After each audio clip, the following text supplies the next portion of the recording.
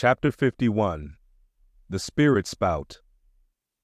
Days, weeks passed, and under easy sail, the ivory Pequod had slowly swept across 4 several cruising grounds, that off the Azores, off the Cape de Verdes, on the Plate, so called, being off the mouth of the Rio de la Plata, and the Caro ground, an unstaked, watery locality, southerly from St. Helena. It was while gliding through these latter waters that one serene and moonlight night, when all the waves rolled by like scrolls of silver, and by their soft, suffusing seethings, made what seemed a silvery silence, not a solitude. On such a silent night, a silvery jet was seen far in advance of the white bubbles at the bow. Lit up by the moon, it looked celestial, seemed some plumed and glittering god uprising from the sea. Fadala first described this jet, for of these moonlight nights, it was his wont to mount to the main masthead, and stand a lookout there, with the same precision as if it had been day.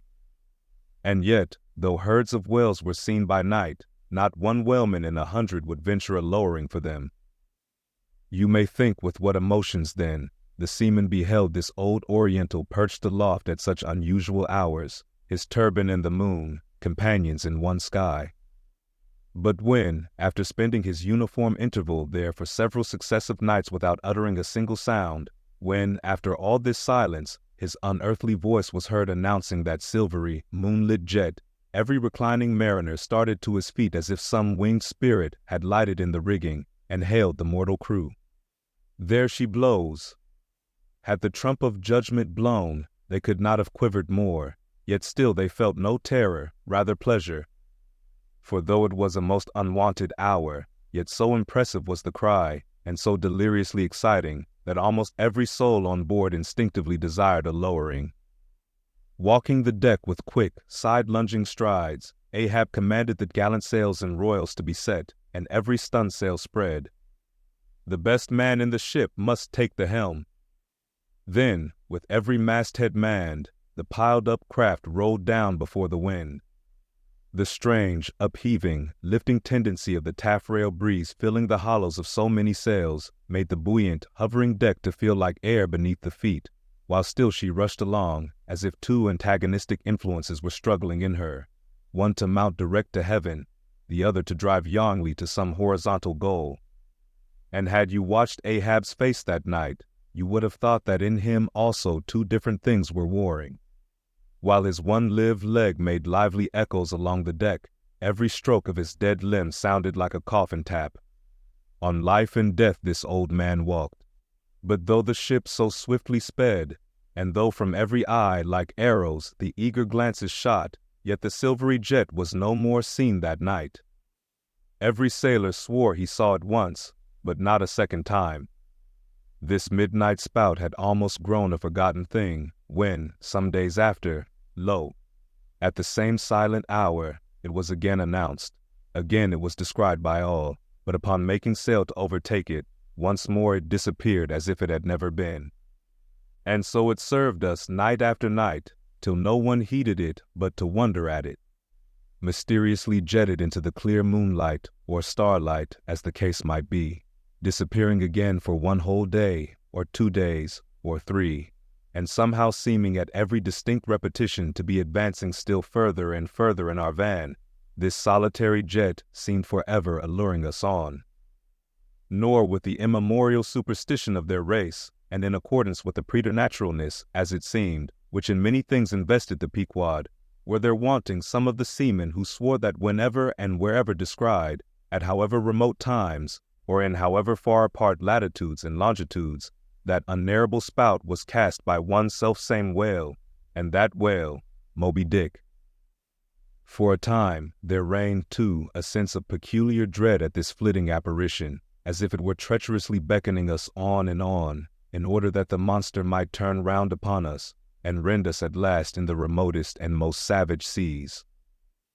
These temporary apprehensions, so vague but so awful, derived a wondrous potency from the contrasting serenity of the weather, in which, beneath all its blue blandness, some thought there lurked a devilish charm, as for days and days we voyaged along, through seas so wearily, lonesomely mild, that all space, in repugnance to our vengeful errand, seemed vacating itself of life before our urn-like prow.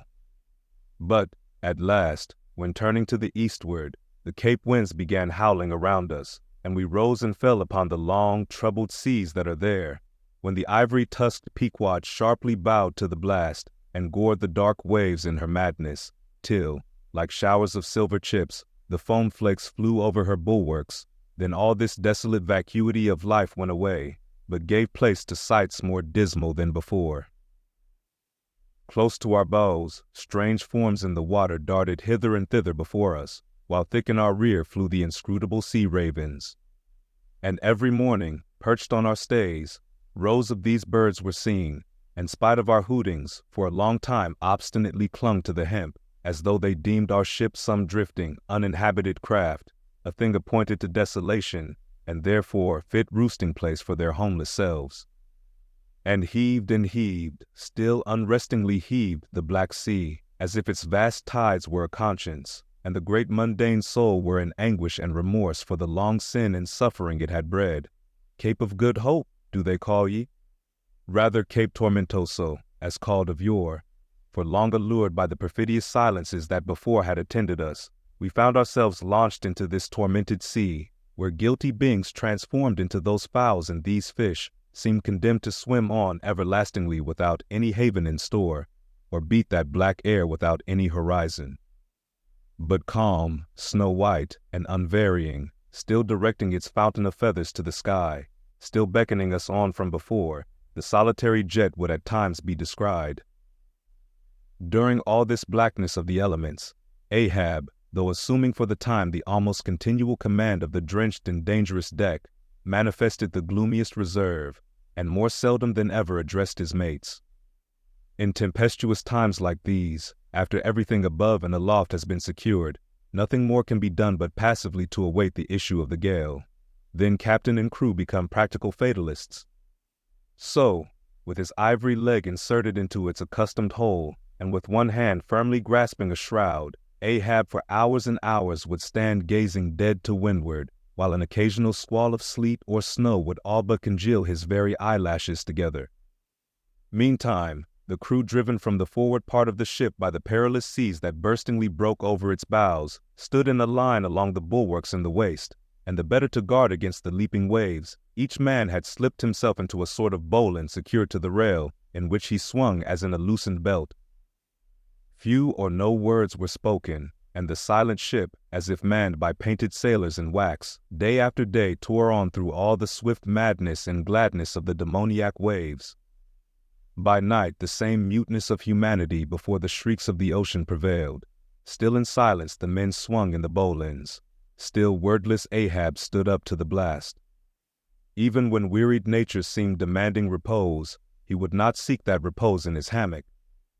Never could Starbuck forget the old man's aspect, when one night going down into the cabin to mark how the barometer stood, he saw him with closed eyes sitting straight in his floor-screwed chair, the rain and half-melted sleet of the storm, from which he had some time before emerged, still slowly dripping from the unremoved hat and coat.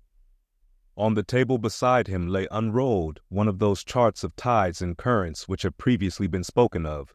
His lantern swung from his tightly clenched hand. Though the body was erect, the head was thrown back so that the closed eyes were pointed towards the needle of the telltale that swung from a beam in the ceiling.